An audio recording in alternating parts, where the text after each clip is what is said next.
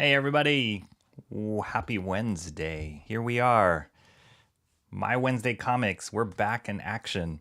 To be honest, yesterday went great with the premiere of the latest Closer Look video I did, and also the live stream of the unboxing. But afterwards, like in the evening, I felt really kind of, I don't know, dumpy. I don't know what it was. Nothing to do with the streams, but just felt like kind of lingered into today. So I'm drugged up a little bit, just a little bit, with some painkillers, but I'm fine. I don't feel sick. But yeah, it's just been one of those weird, sluggish days. I was bragging a little bit about the mid 60s weather yesterday, and then now it's like super foggy, and maybe that's it. Maybe I'm just kind of depressed with the weather. I don't know.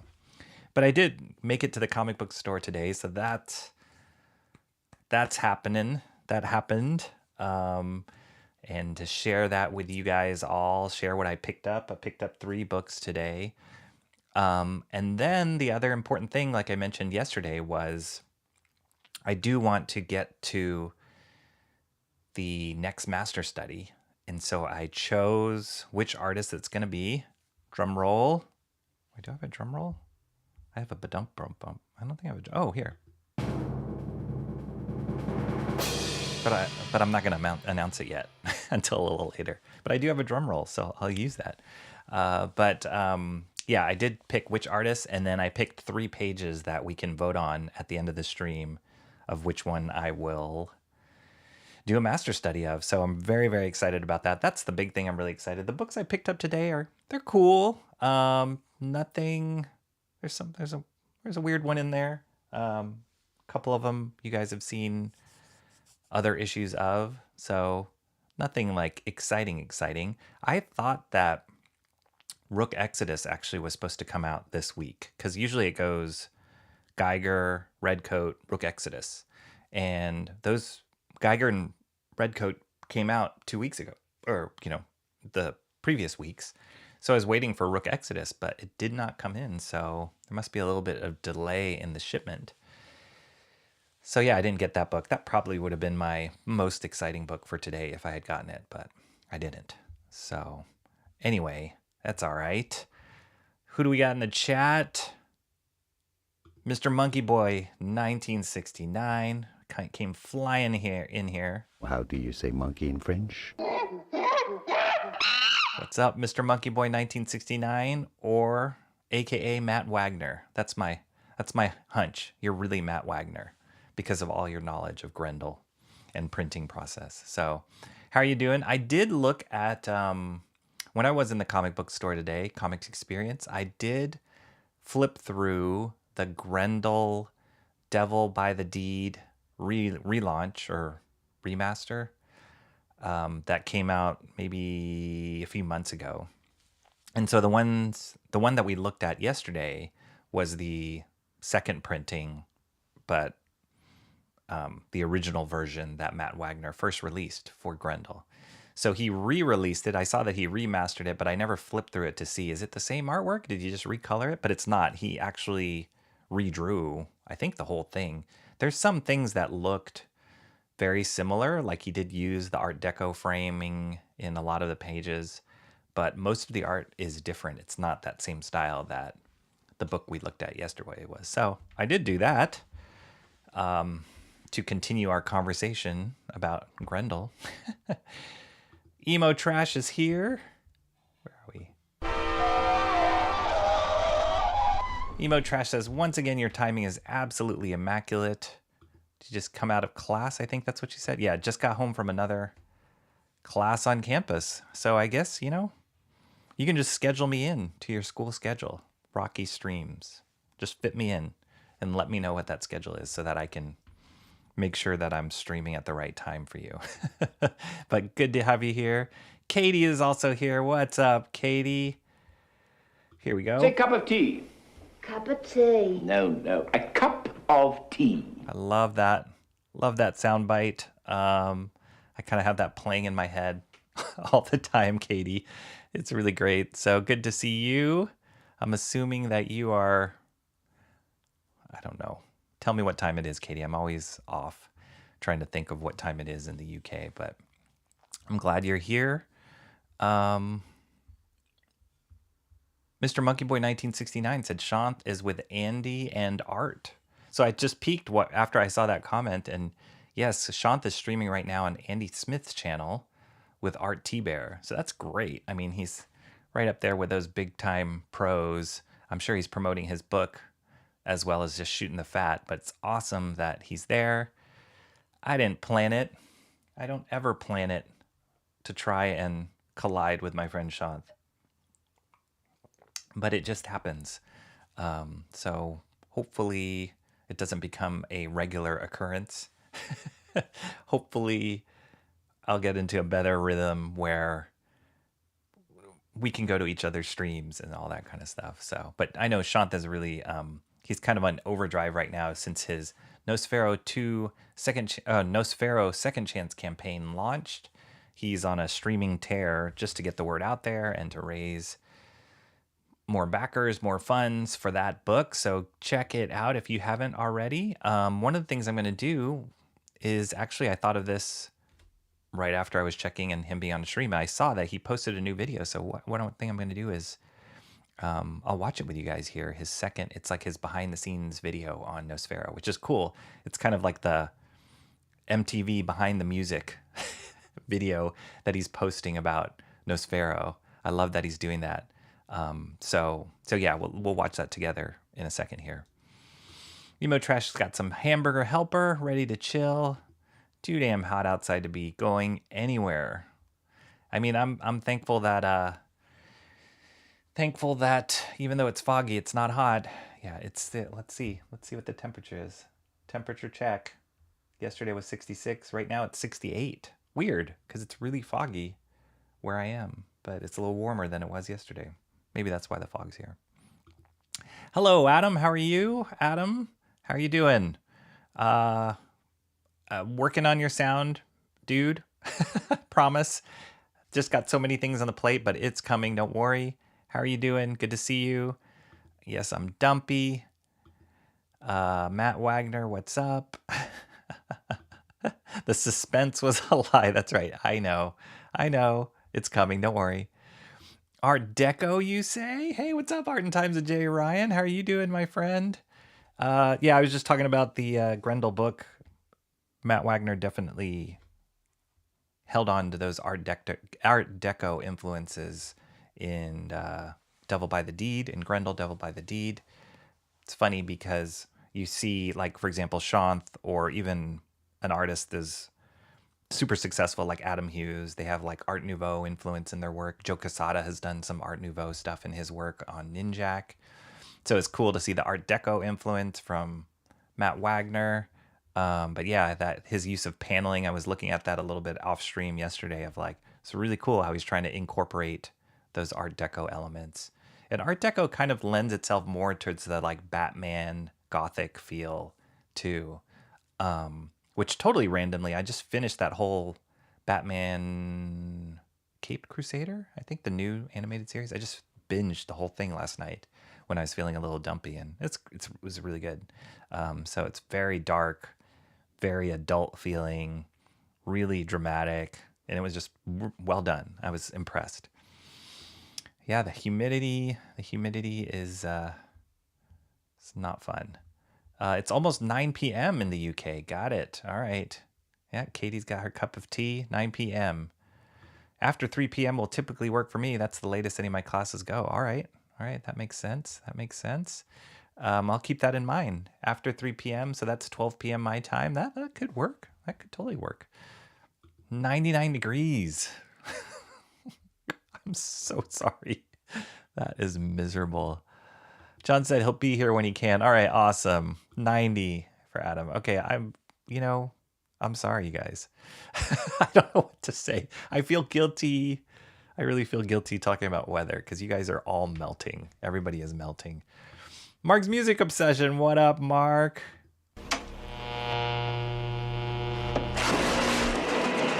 How did I just get the notification? I don't know, Mark. YouTube doing YouTube things. So Mark's Obsession says he was watching Shanth. Yeah, we were just talking about that. Shanth is on Andy Smith's stream, and that's amazing. I'm glad that he's getting out there and promoting himself and all the big comic streams out there. Let's I want to show you guys his Nosfero. Let's watch that now. So I don't know if you guys saw the first one that he launched, but this is the second one. It just came out today, and I haven't watched it myself, so I thought it'd be cool to watch it together with you guys. So let's do that. Here. All right, let's do that. Volume. Okay, here we go.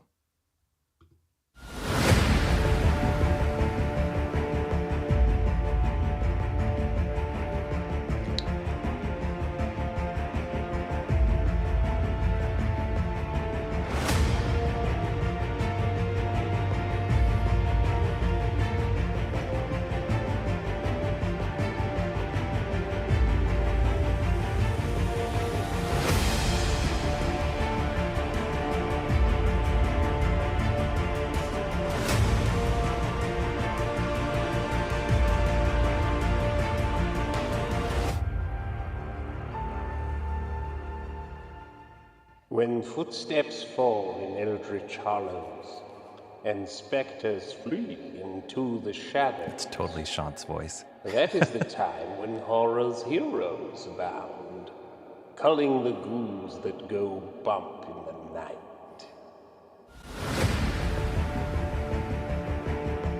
From the heart of Lovecraft country, this is Shanth and Jetty Art, and you're watching Nosfero Inside the Story. Nosfero the Cryptwalker is a gothic, pulp adventure story. You can watch the process of me creating the comic book on this channel's live streams. Shanth and Jetty Art offers a behind-the-scenes look into the creation of the book's sequel, Nosfero, Death Will Die, and the 2 new editions of the first volume, available right now on Indiegogo. Close your eyes, With this Mark. episode of Nosfero, Inside the Story, I wanted to offer a primer on the vampire inhabiting Nosfero the Cryptwalker. The origin of the vampire in Nosfero's world begins with a twisted and malevolent man named Amun al-Hazared, who travels to Egypt to unearth dark wisdom buried in ancient sands. In the world of Nosfero, the vampire are directly tied to the weird fantasy elements of cosmic horror and ancient deities lurking beyond the veil between our world and the abominable void. When Al-Hazared summons a denizen of this void to infect him with its blasphemous venom, voice.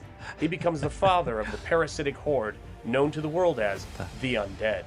All Australian vampire accent. trace their origins to the fangs of Amun al-Hazared, and all blasphemous half-spawn are a product of his cursed hands. Amun al-Hazared's cabal of pestilence go forth to corrupt humanity as he orchestrates its ultimate annihilation. This has been Nosfero Inside the Story. You can back the book right now on Indiegogo. Check it out in the link below.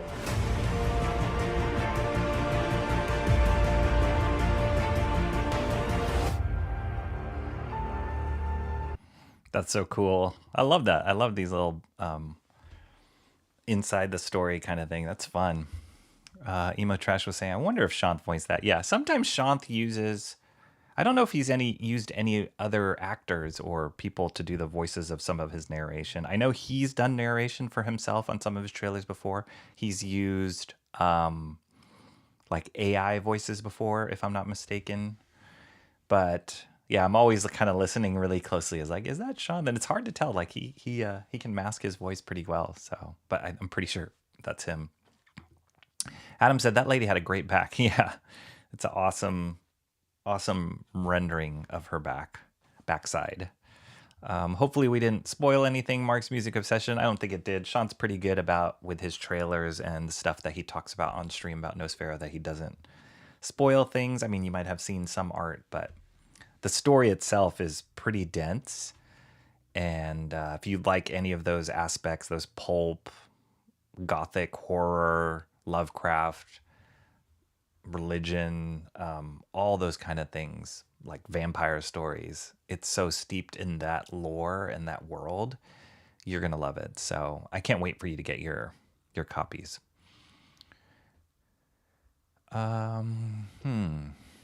Where are? He should have used Bancroft. Would that have worked? Maybe, I don't know.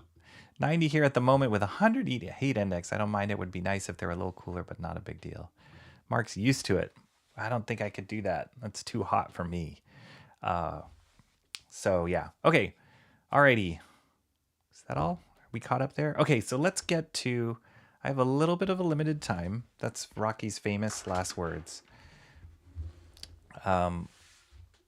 But I do want to get through all the stuff, have all time for all the stuff. Mr. Monkey Boy says, don't let your mom catch with that dirty book, Mark. Oops, should I put that on screen? That's when we turn the closed captioning off.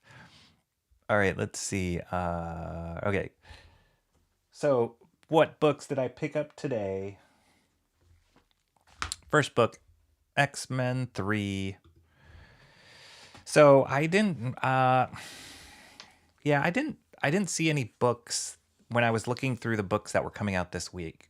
I was like, didn't see anything that like totally caught my eye. It was just like continuation of certain series I was picking up. Had that whole closer look video of Uncanny X-Men #1.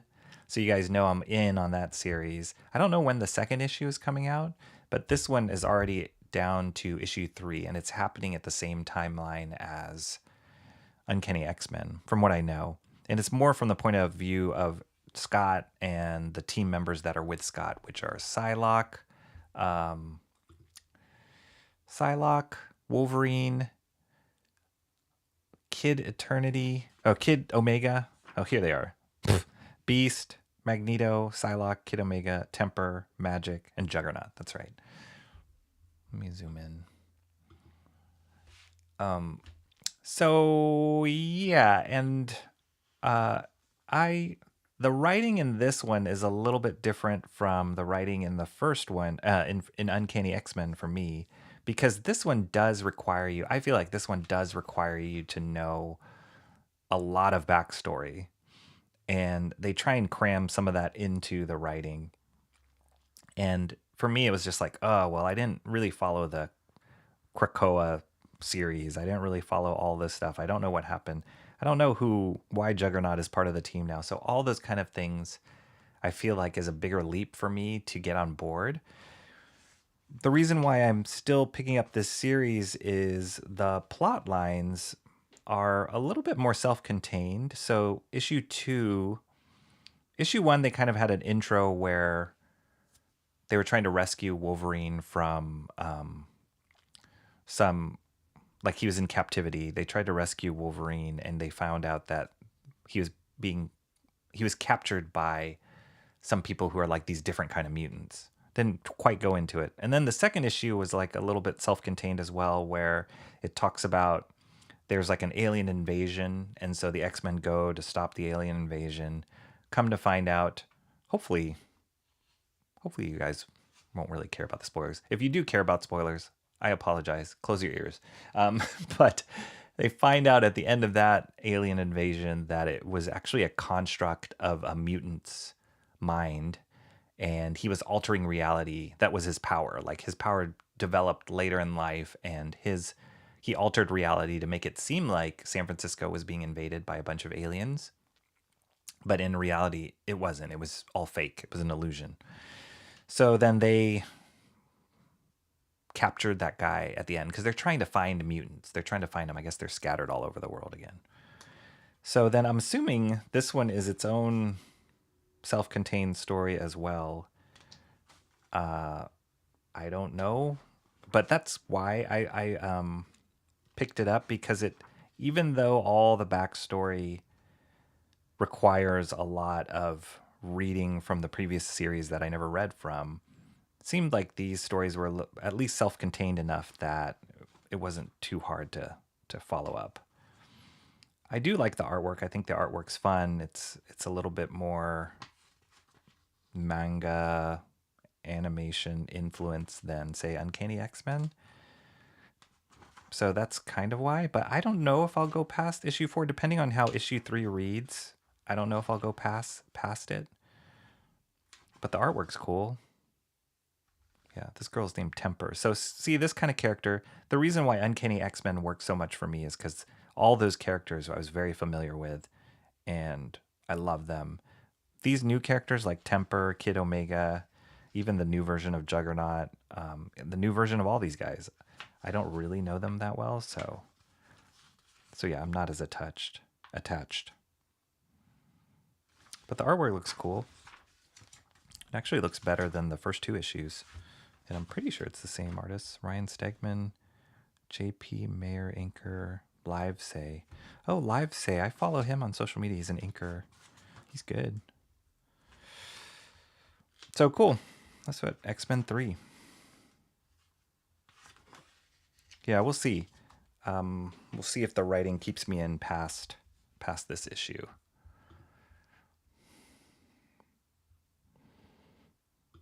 Three hours later. Yeah, that's my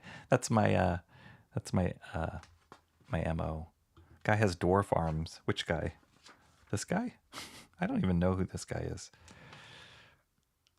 Yeah. It's like the thing I appreciated in Uncanny X-Men is like they were wearing their classic costumes. They looked cool, but they didn't look dated, but they looked like the way that I grew up with them. This X-Men is taking the approach of like updating all the designs and making them more current. Like this is not the Psylocke I grew up with. So she looks nothing like that. This is not the Juggernaut I grew up with. Although I do like the big X on his face.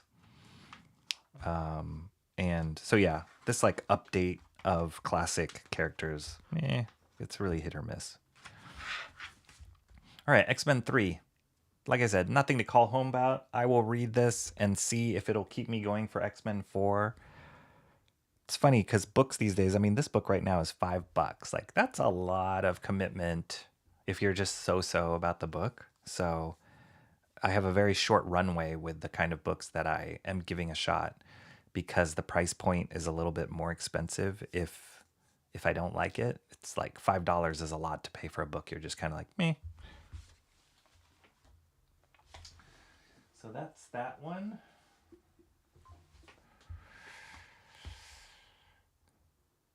Not much of a team. I do like Magneto, though.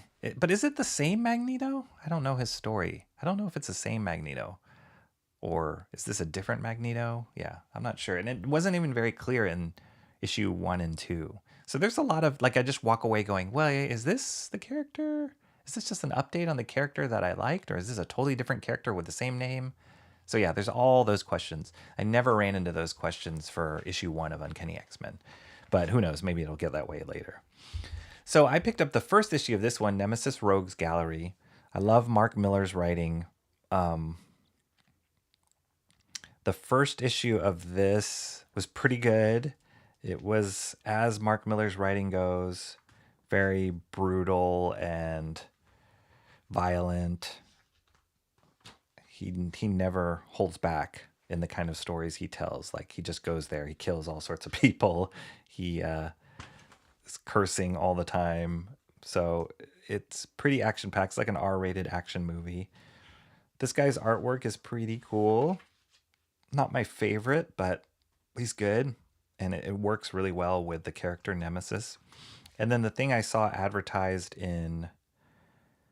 for this book is, I guess he picks up a sidekick. So Nemesis is always, he's like Mark Millar's version of Batman, but a villain. So like super rich, super athletic. He's got all the like fun tools and all that stuff, all the money in the world, but he uses it all for evil. And so there's like these, it's kind of cool because it's like, it's basically if Batman was evil, this is what his story would be like. And then, so now he's introducing a sidekick, which I'm assuming is going to be like Robin, but he'll probably treat him horribly and turn him into a horrible person.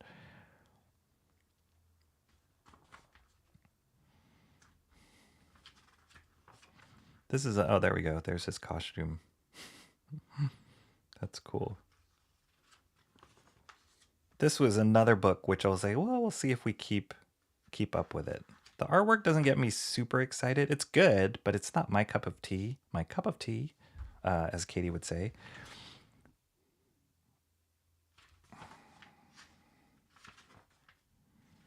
And there you go. Issue 2. So again, it's like, cool. I'll read it. If it keeps me going. I don't know how long this particular series is. But it's cool action stuff. But it's hard when you write villains, and we talked a little bit about this last stream of like anti-heroes or, you know, like the indie market where they're writing villains. I think this guy, Nemesis, he has this a little bit about him when I've read his other stuff, like his Nemesis Reloaded, that whole series. I picked up that whole series, and then him in Mark Miller's Big Game. Like, he's a pretty integral part of the stories.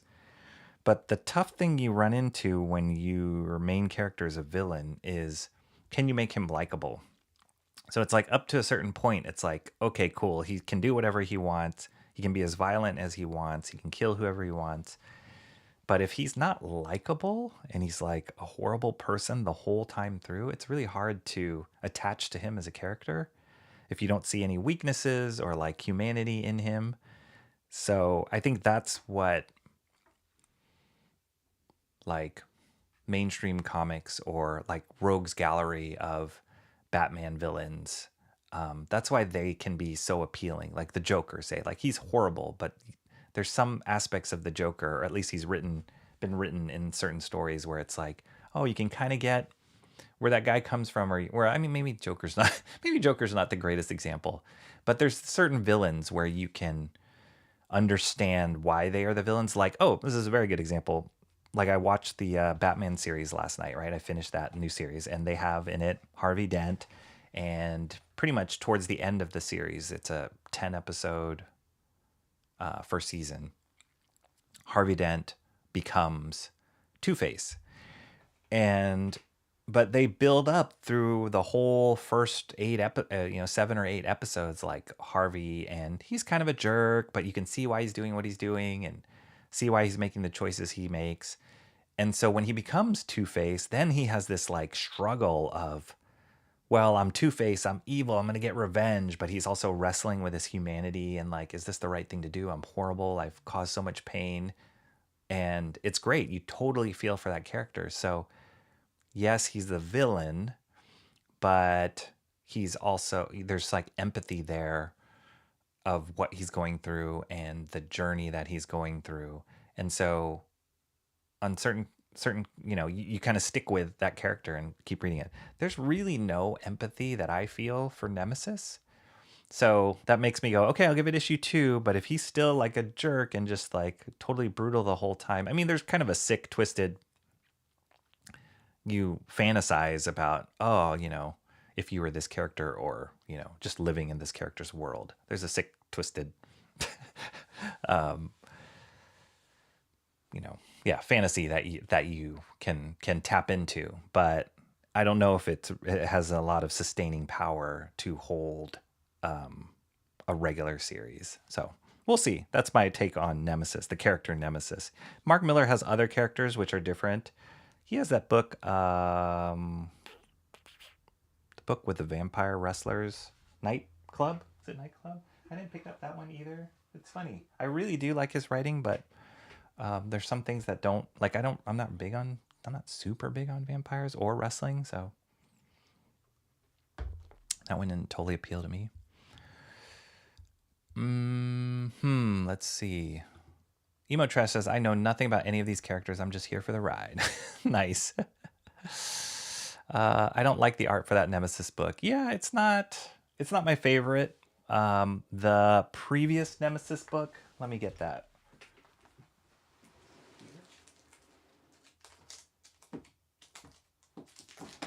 Oh. Yeah. Almost knocked over my toys. The previous Nemesis book, This was my first exposure to Nemesis, and I know there was even a book before this one, but I like this artist a lot better, Jorge Jimenez. And he kind of has a more stylized take on it, kind of like a Pepe Larraz style. Like, this stuff is awesome. So yeah, more of like a Euro feel to his, less realistic. I mean, it looks realistic, but not. There's still some stylization to it, and that's what I liked about this one. And it kept me buying the book too.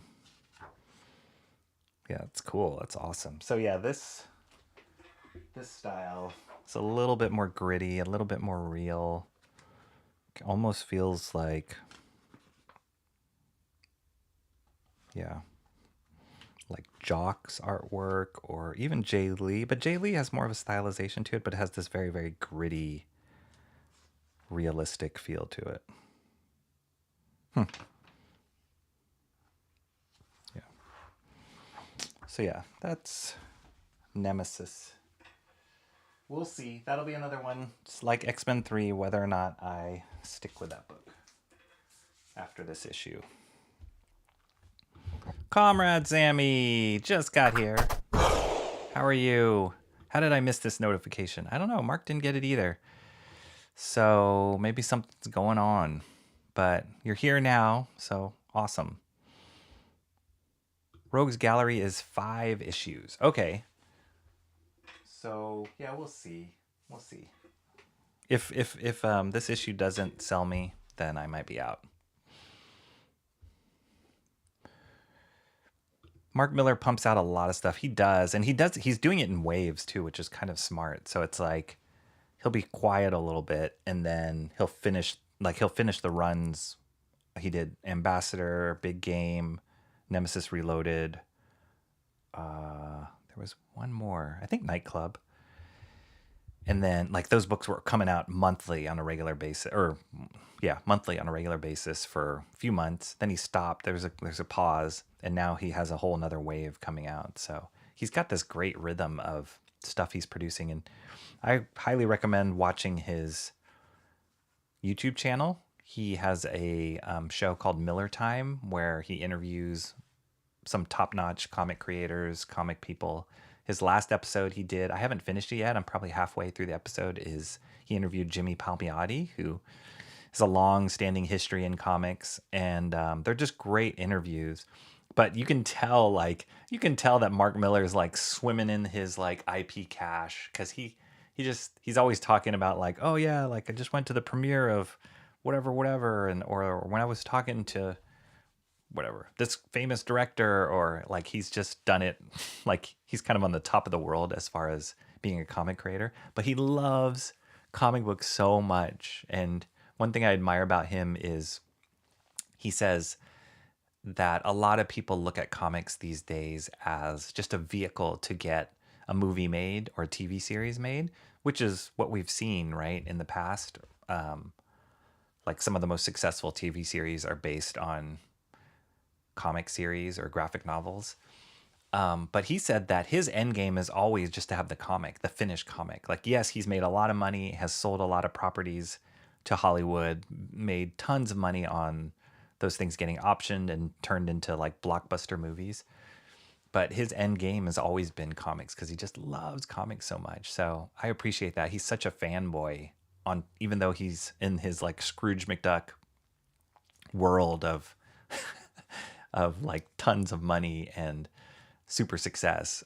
He's just a comic fan at heart. So I really, really like what he puts out there. Has the shelf submitted to your feminine superiority yet, Comrade Sammy? Getting closer. Just need to finish putting in the dowels and it'll be done. I would enjoy Miller Time way more if Mark would figure out to clean up his mic. Yeah, his setup's getting better and better. He had like his camera used to be horrible, but now he's got a better camera. He's got a better background, like this cool shelf with all of his books on it. So yeah, he's getting better and better, but I don't know. I don't think the guy cares. He's got too much on his plate. All right, here we go. This is the last current book I picked. And before you laugh at me, well, there is no before you laugh at me. You may laugh at me. Why did I pick up this book? Rob Liefeld, Deadpool Team-Up.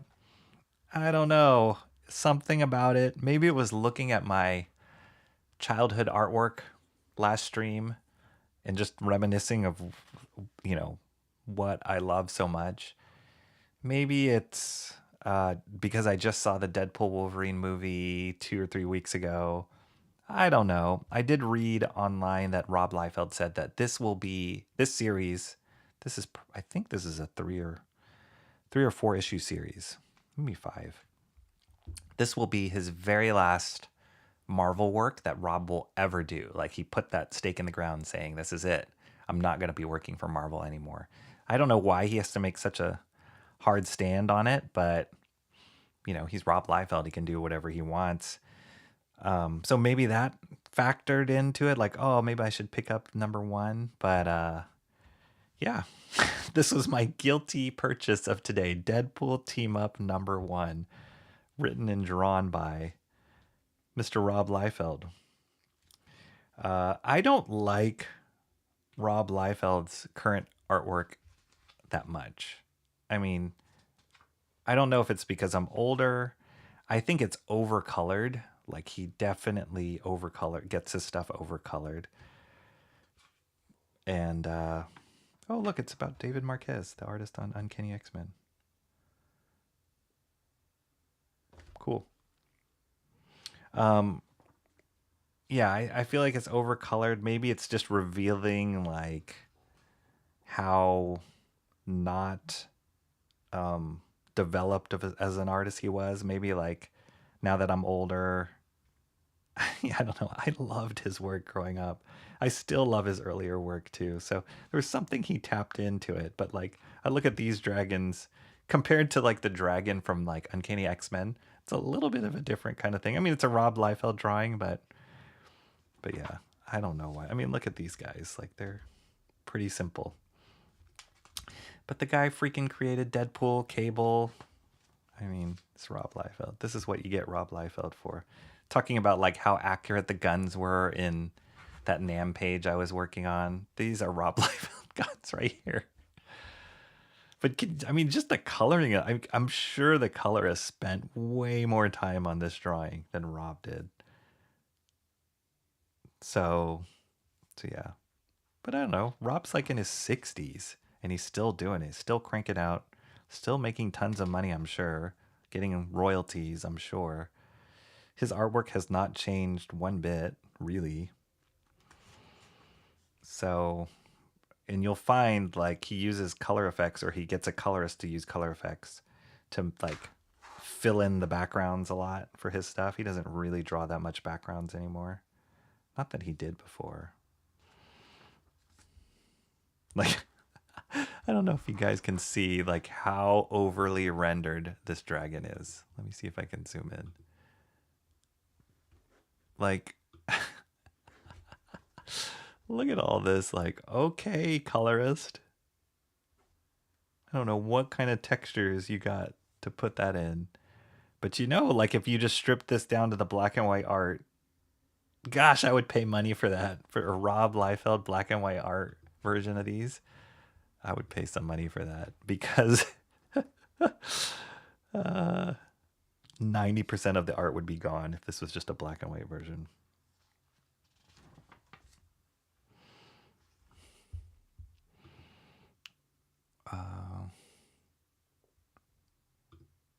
Let's count how many times he hides feet in this issue. There's feet there.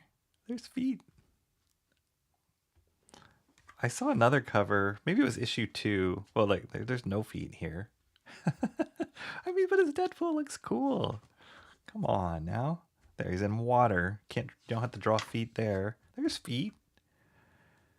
These are so classic Rob Liefeld ninjas, but, like, he didn't draw any of this shadow stuff. None of this shadow lighting. None of this. This is all the colorist. Rob just did boop, boop, boop, boop. Line for the center line. Some folds. Couple ninja swords. Done. I mean, I give it to him. He knows what he's good at or how he can sell his stuff. But yeah, just the over rendering on his line work is hilarious to me. Especially compared to before, like the earlier days, he didn't have all these coloring effects. It just kind of is what it was. But all this splattering and like, oh my gosh, the guy's pulling out like all the brushes in the world to fill in this stuff because Rob didn't give him anything. None of this. This is all coloring. That's fine. No judgment. I just think it's hilarious.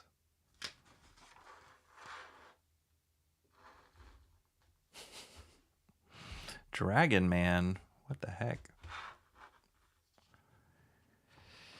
So yeah, this is totally a guilty pleasure. I don't know if I'll pick up the other issues. I definitely wanted to pick up one though. Even here, this black and white silhouette, that guy just rendered a shadow layer in like a watercolor texture. It's funny. There we go. That's what we're looking for. That's what we're waiting for right there. Rob will go off and sell this page for, you know, tens of thousands of dollars. Him just drawing this right here. But look at all this stuff they put in the background. I don't even know what's going on. It's like the phone book. It's like some Chinese calligraphy. The colorist is like, I don't know. I ran out of brushes. Quick, scan in some of the like fortune cookie wrapper.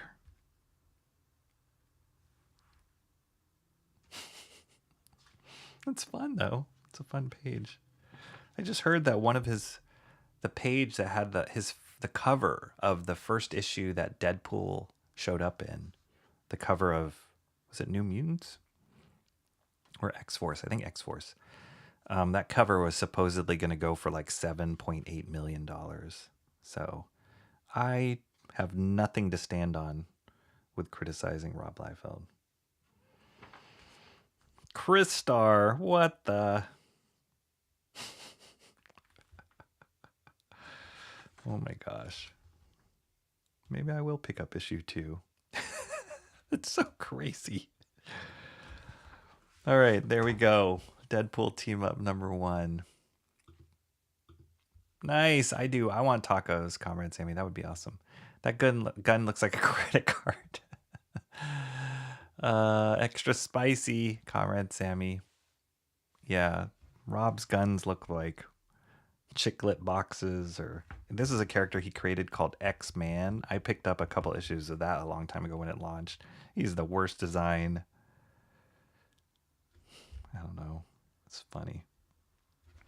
All right, cool. So those were the 3 books that I picked up today.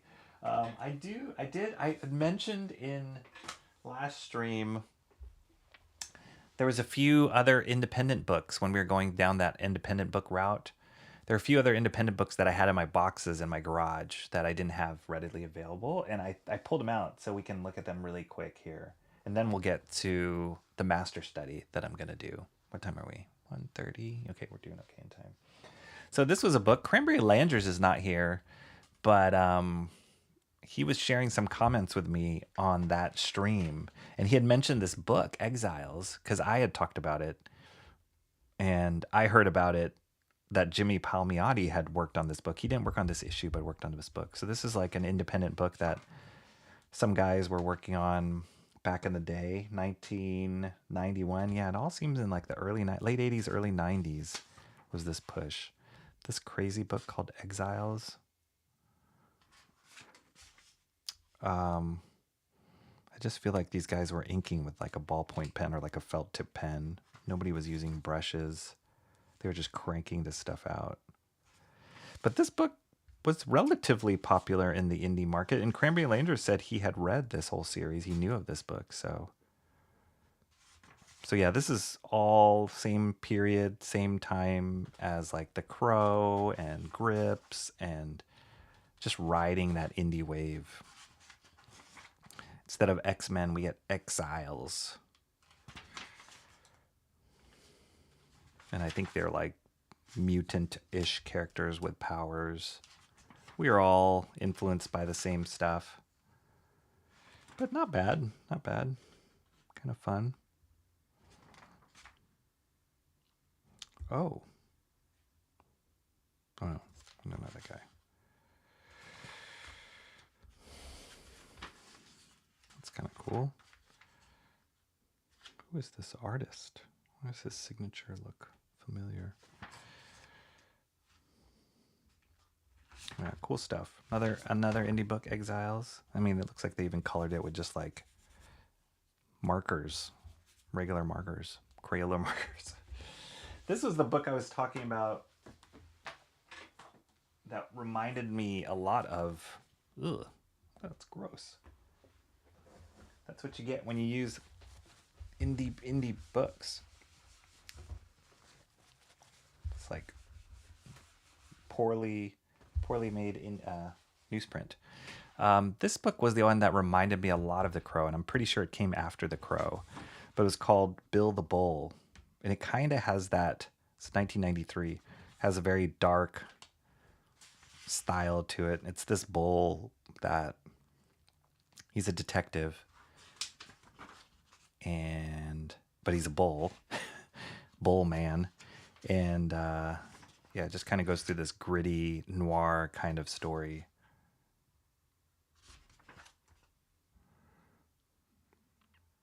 But it's tapping into some of that similar stuff of like it's ultra violent, really dark.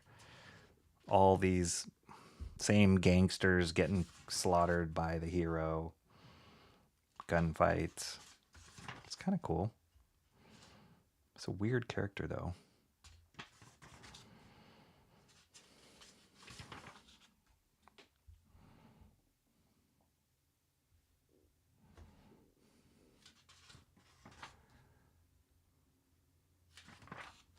It was their just their chance to like. I wonder if. I feel like Sin City might have started coming out around this time too. It's like a Sin City kind of feeling here.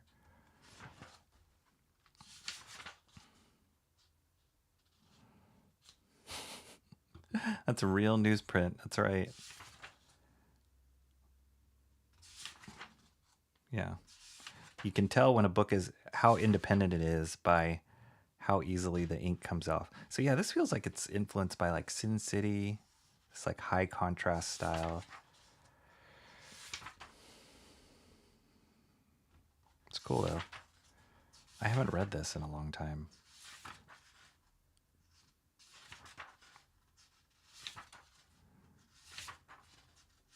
It's kind of like a revenge story.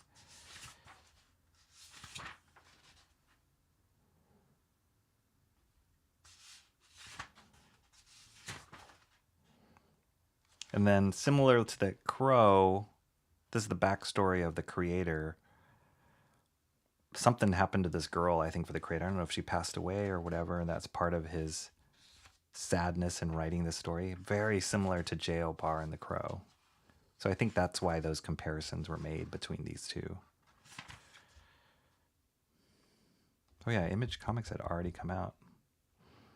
So yeah, I'm pretty sure Sin City had come out too. Buildable. Look at that. More newsprint stains.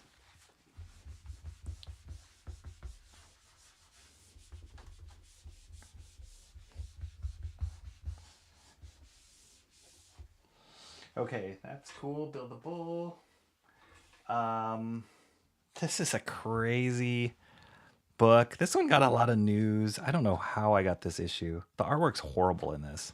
But I think it was because he was a black superhero, as a black-owned business, Omega 7. But I remember seeing this on the news because it was independent and it was this African-American character. But this artwork is crazy. Really bad.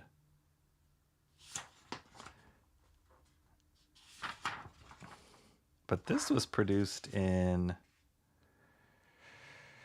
1992. That same thing, early 90s. You guys are getting a snapshot of just what I grew up with, and what the independent market was out there. Oh yeah, there's a flip side to this. Like that cover, the coloring is horrible. The drawing's okay. But then this stuff is really horrible. This reminds me of like my artwork as a high school kid.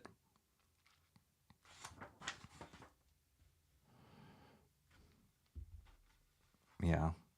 I did some research of just reading like what happened. There was a lot of controversy around this creator, Alonzo Washington, and the character of Original Man because it got so much attention.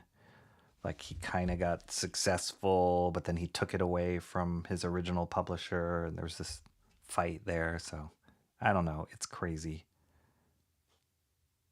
But I have that in my stack. And then the last one I had mentioned, this is a weird one. It's called Ninja Funnies. And this one has horrible artwork too.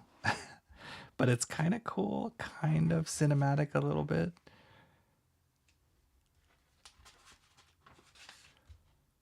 They have these like action sequences. I don't know, there's something appealing about it, but it was weird. Indie books back then were weird. This one came out, let me guess, early 90s. 1987. Wow, even older. Woof, a lot of writing. I feel like this guy was inking with like a tiny, tiny nib. Look at all these he was for sure was looking at Frank Miller's work. Look at all these unnecessarily panel breakups.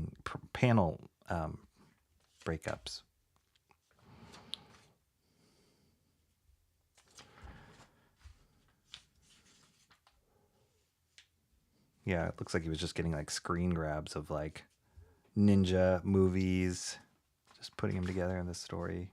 Bruce Lee or Sho Kosugi. It's kind of weird.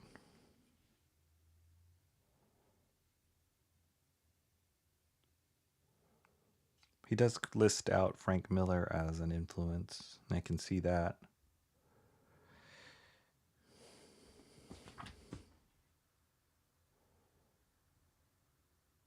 Weird.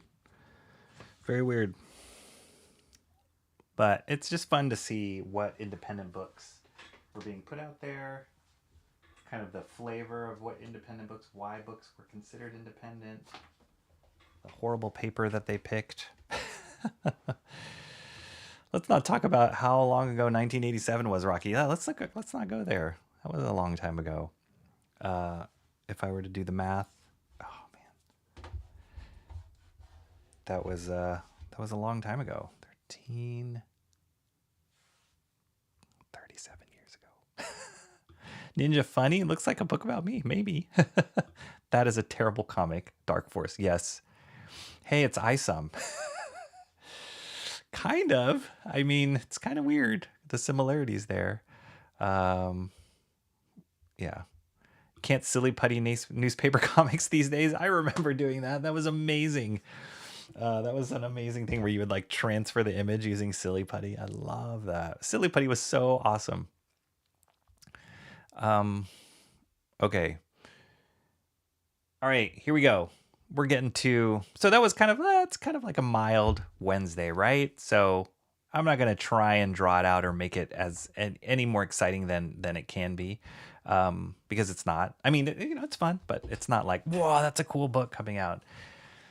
So let's just get to the master study because that's the big one for me. Oh wait, let me make sure that I don't reveal anything before I do show you guys. Okay. So publish. Nothing's revealed, right? Nothing's revealed. All right. So here we go. Drum roll. Where's my drum roll?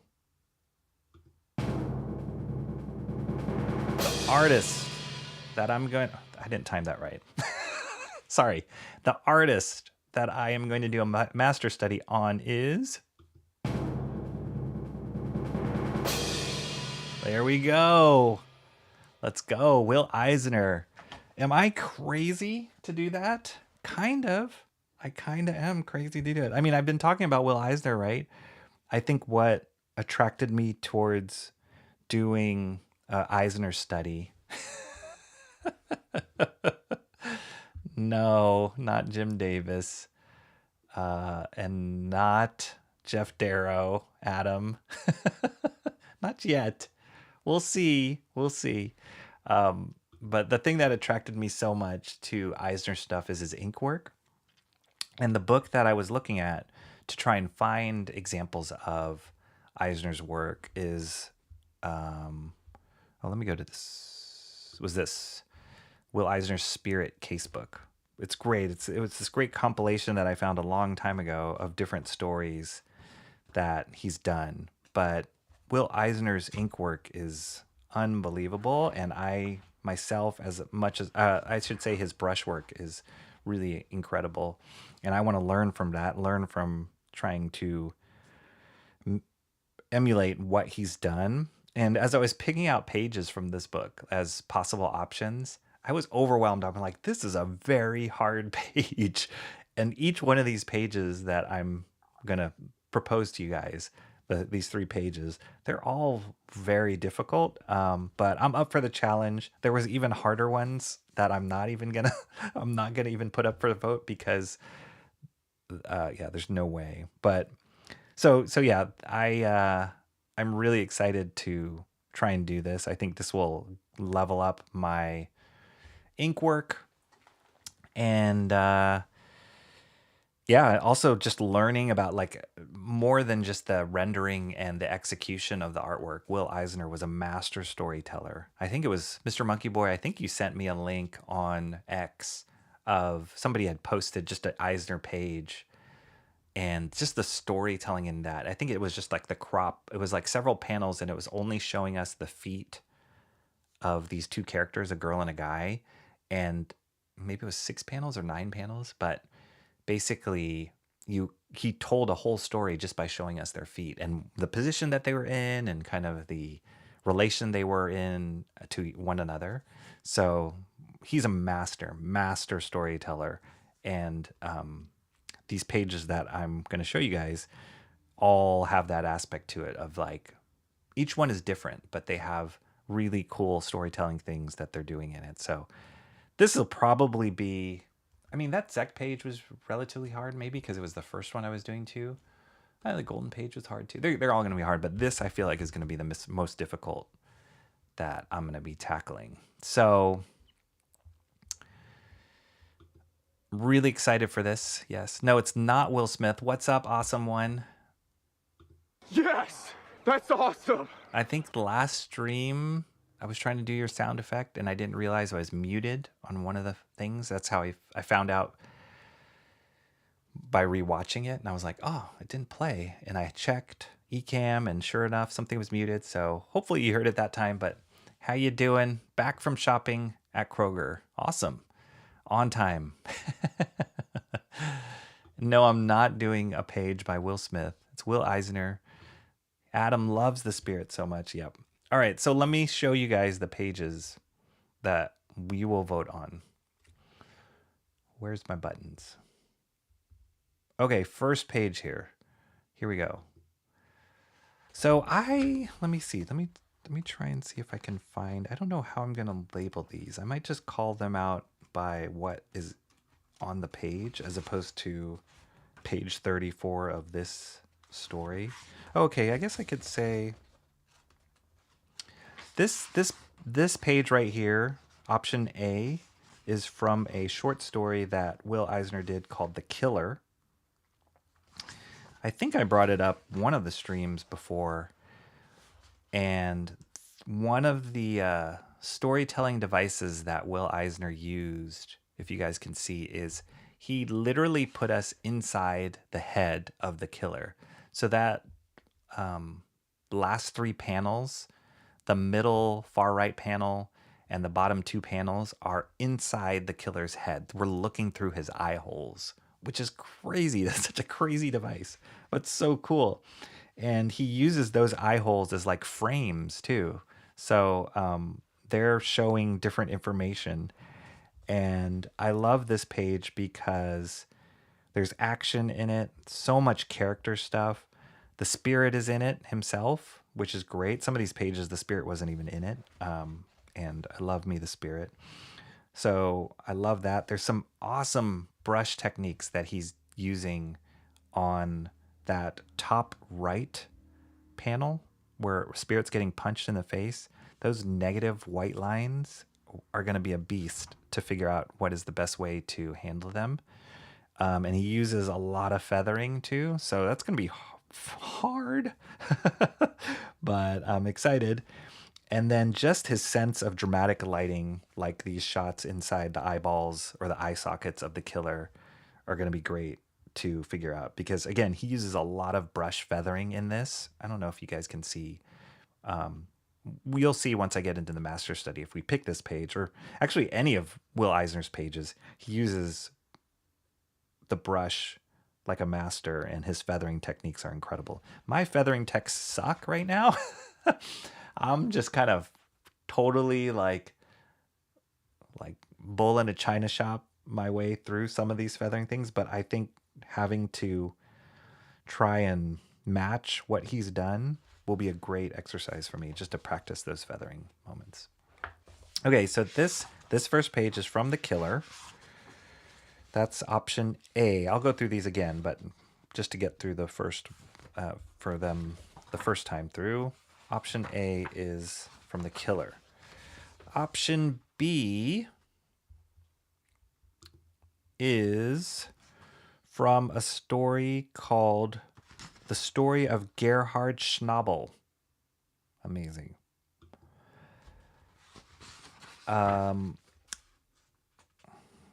There were so many awesome pages in this one, but I love this page because how he staged the backgrounds in this one and used the shapes were really cool. They're so solid and very simple.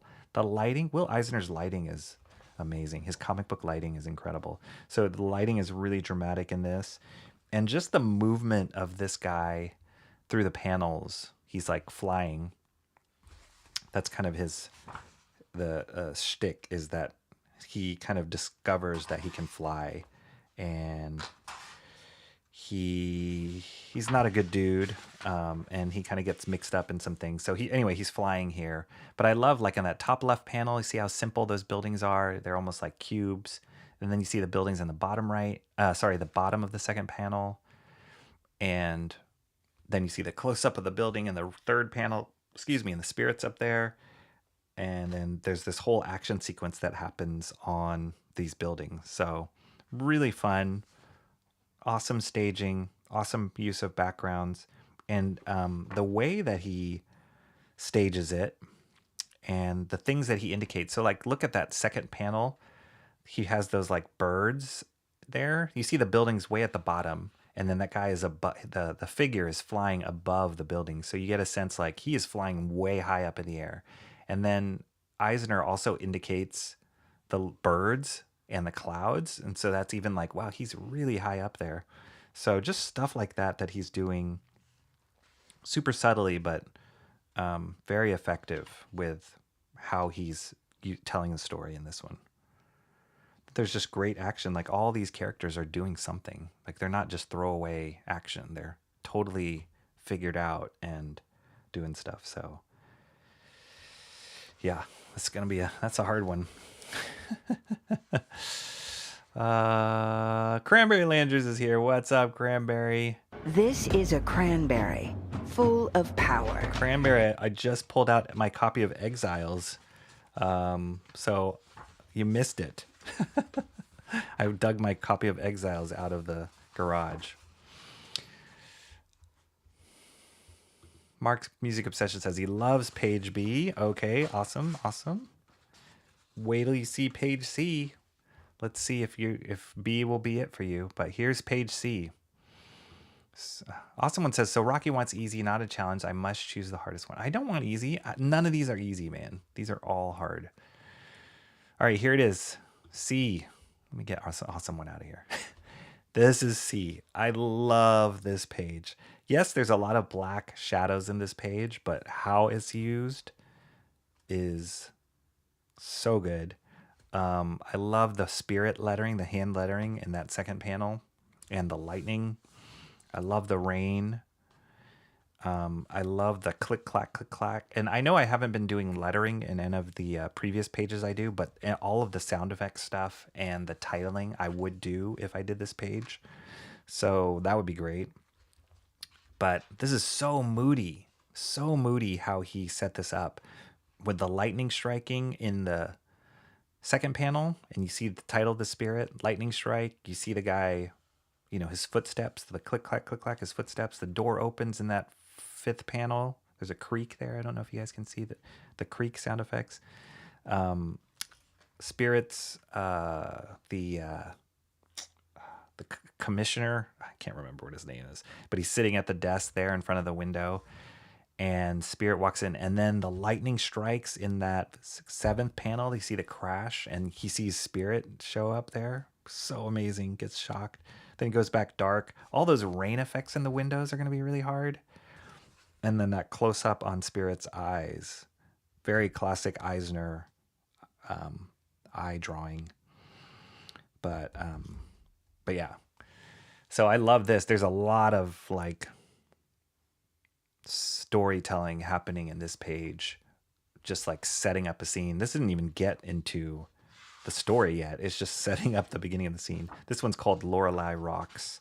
And it's a story about this, what do you call it? Femme fatale, which is very classic Spirit. So those are the three options. C is not because it's easy, but it's ominous. Yes. Here, I'm going to move this over so it's not overtaking the... not overtaking the image. Your guys' comments. Sorry, this is kind of weird, but... C is better than A, but I still like B the best. Mark's Music Obsession says. Mr. Monkey Boy says, I choose D, E, and F. Okay. Also one says, I'm going to choose A because it's the hardest one. Stop it. All right, just to refresh, I'm going to set up the community poll in 1 second. But just to refresh, here we are. A. The story is The Killer. That's how I'll label them on the community poll. The Killer. Again, great lighting effects, great action, great character work, amazing brushwork, and just framing within those eye sockets. So cool, that technique. B. This is from, oh gosh, I forgot his name again. The story of Gerhard Schnabel, the Flying Man. And that whole action sequence that takes place on top of the building with him flying around and Spirit trying to stop him. And the crazy thing is like, he gets, I can show you guys. This panel's awesome. I have to show you. He gets, so yeah, that whole flying around and these gangsters are like trying to shoot him and they kill him.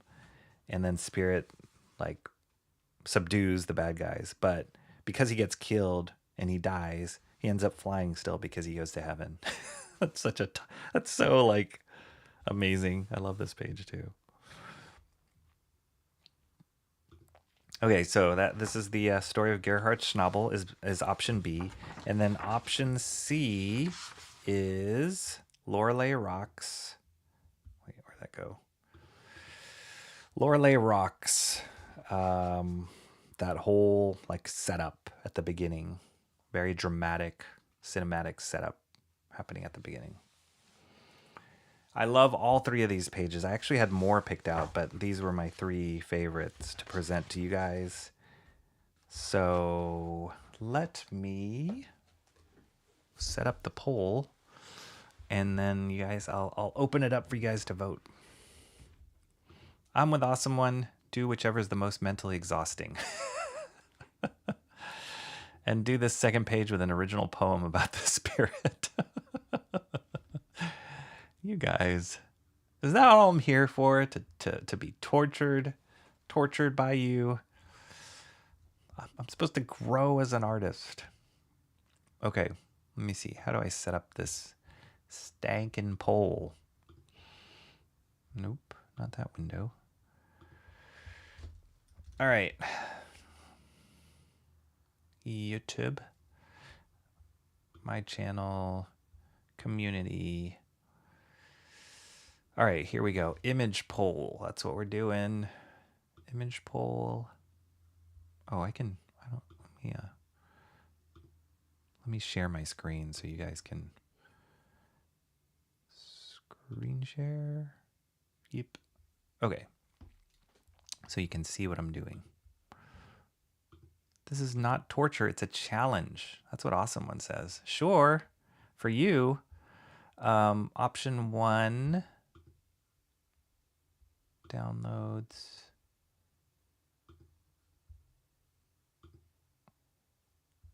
Yeah, the cropping is going to be crazy here too, so you guys will get the idea. If you need to reference back to the full images, just watch the stream again. Killer, and then this was the, oh man, let's get something schnabel.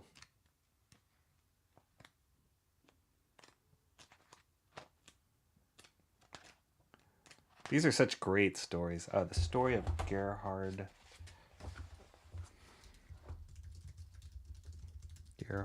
Schnabel.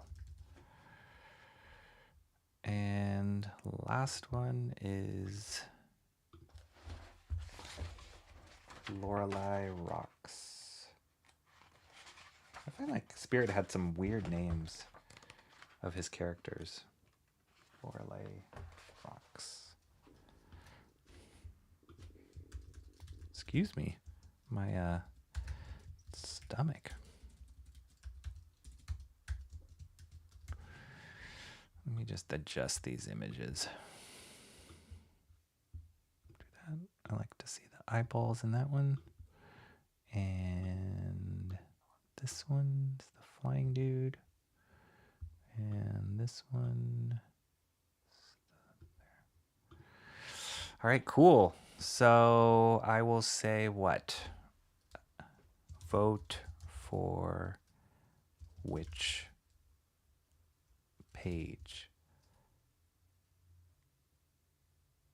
by Will Eisner.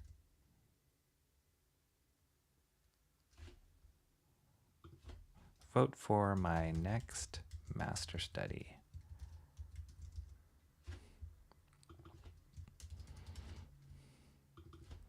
Yelling, vote, vote.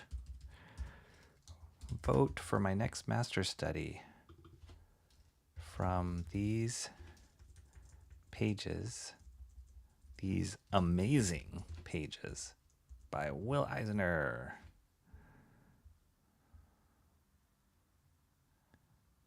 Vote for my next master study. Vote. Do I have to be so descriptive? Vote which page. Vote for my next master study from these amazing pages.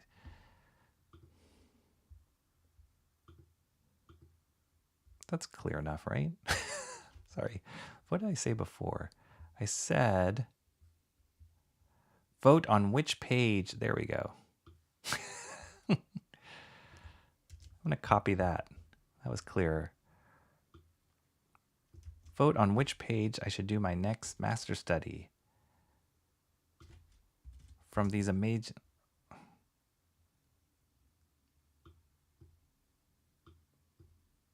Do my next master study by Will Eisner. Vote on which Will Eisner page I should do my next master study.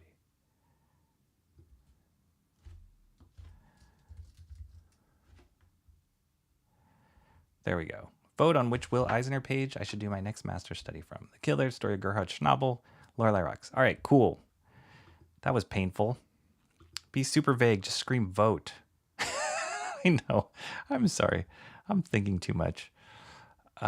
Rocky, you know damn well you chose torture as soon as you made the executive decision to become. It's true. It's really true. There's no no easy way around it. Torture is the only way through it. Already talk that. Okay, be super vague. I'm so lonely, so I weep. What's up, Giga Gamer? How are you doing? Welcome to the party. Okay, I'm gonna hit post, guys, then start voting. I'll give this a day or two. I'll say polls are open. Poll will be open for let's see, when should I start?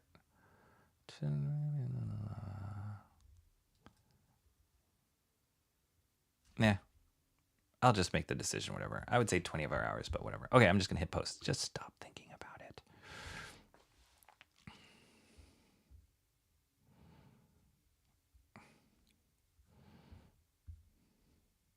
All right, there it is. Go vote. Finally, jeez. Giga Gamer, I want to meet someone nice, not a freak. That would be neat. All right, Giga Gamer. I don't know if this is the place for you. Giga Gamer. I'm gonna keep my eye out on Giga Gamer. All right, guys, vote, and mods, keep your ears up, your ears open. So yeah, all right. So I will probably keep it. Woo, there we go already. 1 vote for the killer, 2 votes for the Lorelei Rocks. All right.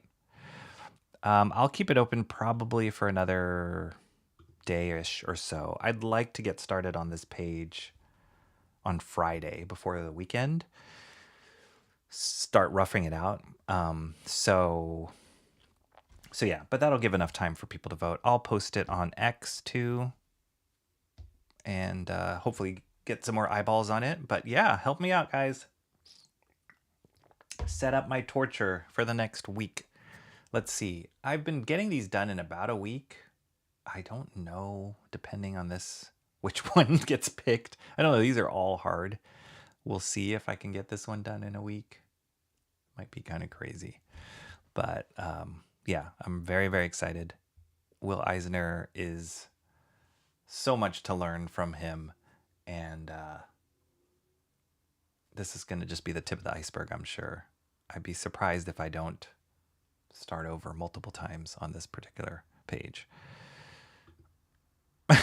Yes, I do. Mark's Music Obsession voted. Awesome one. Poll showed up. Few. And Mr. Monkey Boy is already losing. Not yet, Mr. Monkey Boy. Uh-oh. Somebody voted for the middle one, for Gerhard Schnabel. All right. You know what, Giga Gamer? I am someone nice.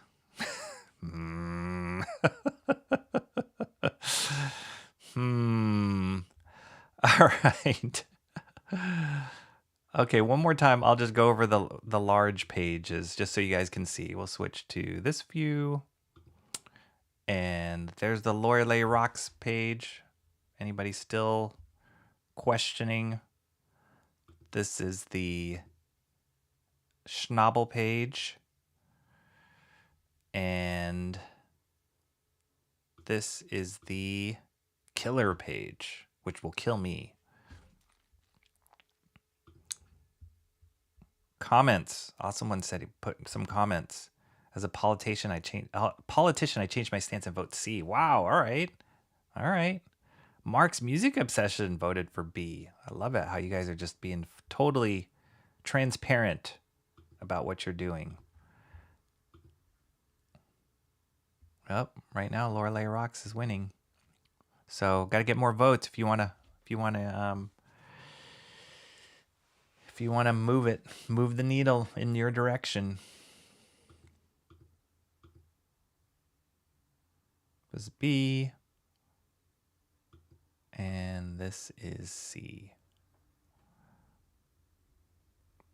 There you go. Boom. All right. Well, we will wait on bated breath of which one of these gets picked. I'll post out which one gets picked, but I'll give it a day or so for the word to get out, people to vote. John, where's John? John's got to vote. Shanth, where are you, Shanth? I know you're busy talking about your books and stuff, but you should vote. Everybody should vote on which one of these pages we'll do. Oh, this is interesting. This is interesting. Now, what happened? Is there another comment? Did somebody flip again? 5 votes. We're neck and neck with A and C. Move it, move it.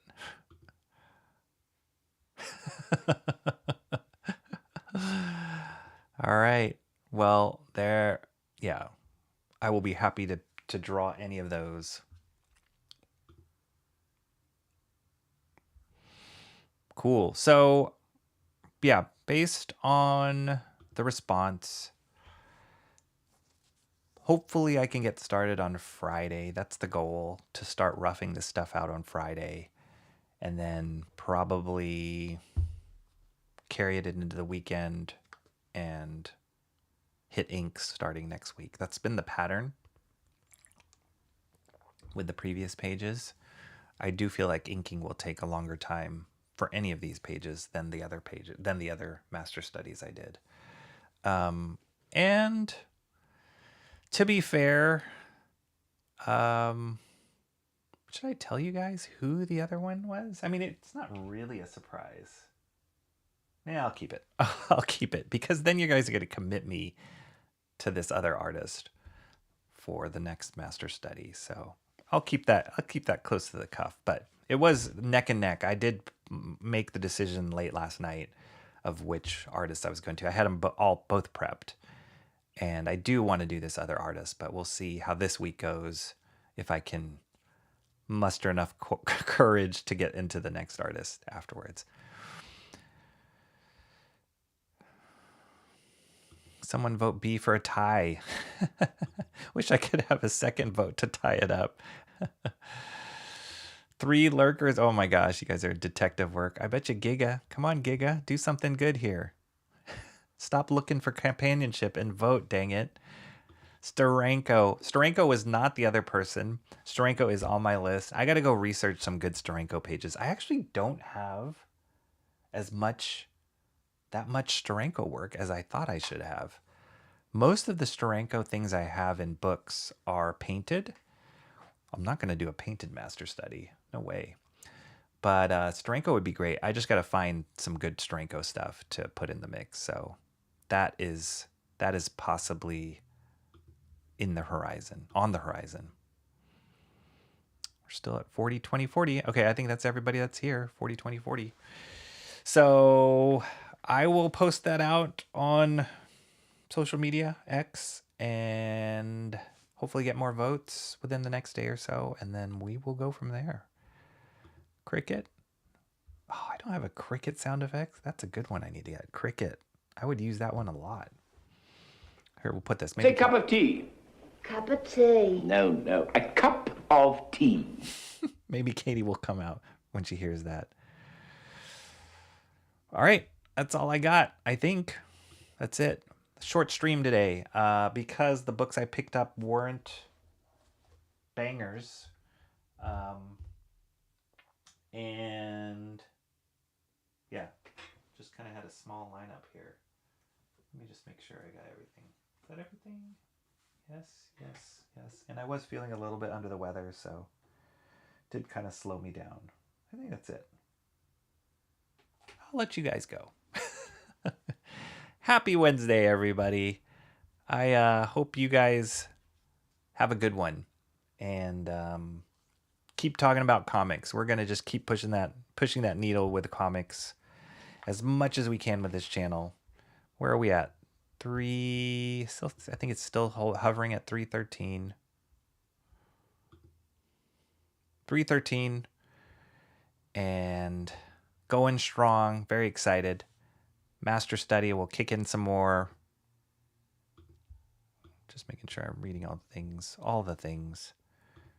And yeah, short stream, but it's okay.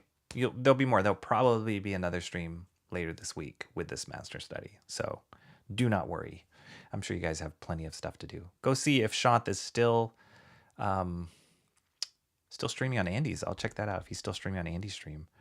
But Mark's Music Obsession says Gerhard Schnabel. The name alone, people. The name alone. All right, everybody. See you later. Sorry, just kind of fumbling over the end here. Bye-bye. Bye.